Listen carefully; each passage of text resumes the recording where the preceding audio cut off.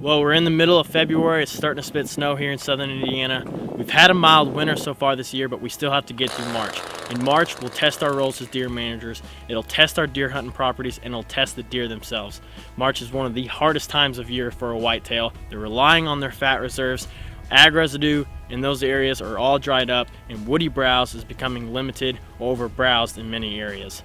Spring green up is right around the corner, but we still have a couple months of hardship to get through. And it's important during this time to know what a whitetail needs and especially what they're looking for on your hunting property. A whitetail is adapted to survive the winter. They reduce movement, they reduce intake, and rely upon their fat reserves right now.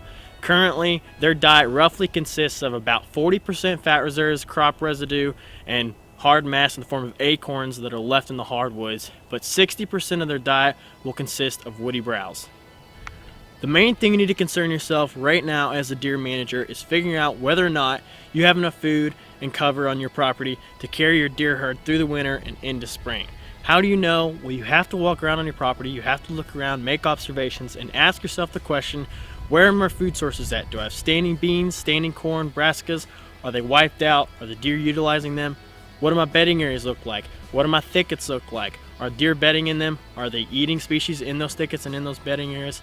If I walk to a spot in the forest floor where the sun hit in the ground all last year and there's not a lot of early successional species, there's not a lot of blackberry, black raspberries, and green briars, then either I have to do doe management next year, provide more food sources in the form of food plots, and I'm definitely going to have to put out more woody browse right now during this winter. If you do have any concern at all after asking yourself those questions, then you need to grab a chainsaw and you need to start hinge cutting. Hinge cutting species like poplars, maples, and hackberries, basically any non-mass bearing tree. You don't want to cut your oaks, you don't want to cut your hickories. But dropping these trees, but keeping them alive, is putting a lot of food at the deer's level and also creating bedding areas. Once you drop a tree, there's a lot of buds and a lot of branches that were out of the deer's level before, but now they're on the ground. It opens up the canopy.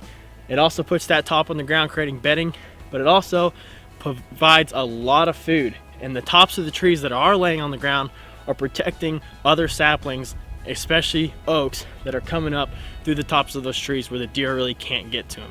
So you're providing sunlight, you're providing more early successional type habitat, you're providing more bedding areas, and you're also providing a lot of food right now, and the right type of food in the form of woody browse that deer need to survive through the winter. Now this is just scratching the surface of actually what hinge cutting can do.